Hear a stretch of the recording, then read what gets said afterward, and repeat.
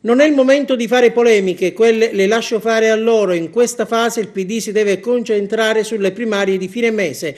E di poche parole, frenate e prudenti, Gerlando Riolo, assessore nella Giunta Firetto, al centro a distanza di pochi giorni di un nuovo attacco da parte dei vertici cittadini e provinciali del suo partito.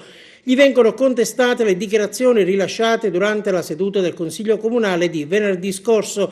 L'argomento incriminato in riferimento alla lotta alla povertà, l'iniziativa del servizio civico non particolarmente gradito in aula. Ecco la risposta di Riolo.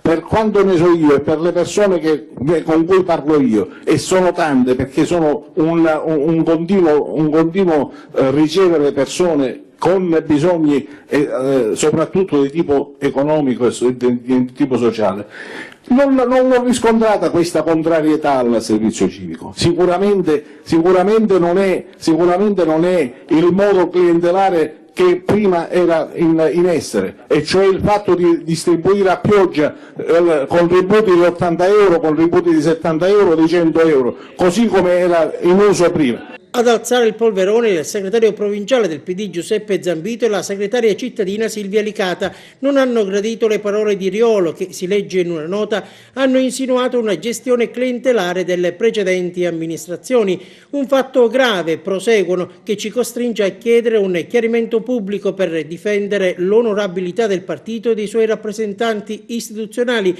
considerando che la precedente amministrazione era guidata dal sindaco PD Marco Zambuto e rappresentata in giunta da diversi assessori. Affermazioni che non comprendiamo, tuonano ancora Zambito e Licata, in quanto lo stesso Riolo era pienamente coinvolto in quell'esperienza come dirigente del PD di Agrigento ed è a conoscenza del nostro operato trasparente e nell'esclusivo interesse della città, e che il clientelismo non rientra tra le nostre modalità di gestione della cosa pubblica.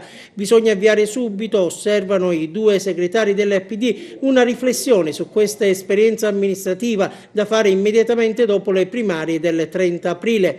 E i consiglieri comunali di Agrigento, Giovanni Civiltà, Pasquale Spatara e William Giacalone di Forza Italia, in una nota esprimono condivisione e rilanciano l'appello promosso dal coordinamento regionale dei consiglieri comunali di Sicilia Vera Democrazia. Siamo d'accordo, affermano, nel mantenere il principio valido nel resto d'Italia per il quale, in caso di mancata approvazione dei documenti contabili, siano sciolti i consigli comunali e contestualmente dichiarati decaduti i sindaci. E anche il consigliere del gruppo Uniti per la Città, Gerlando Gibilaro, interviene a seguito della presa di posizione di alcuni sindaci sostenuti dall'ANCI.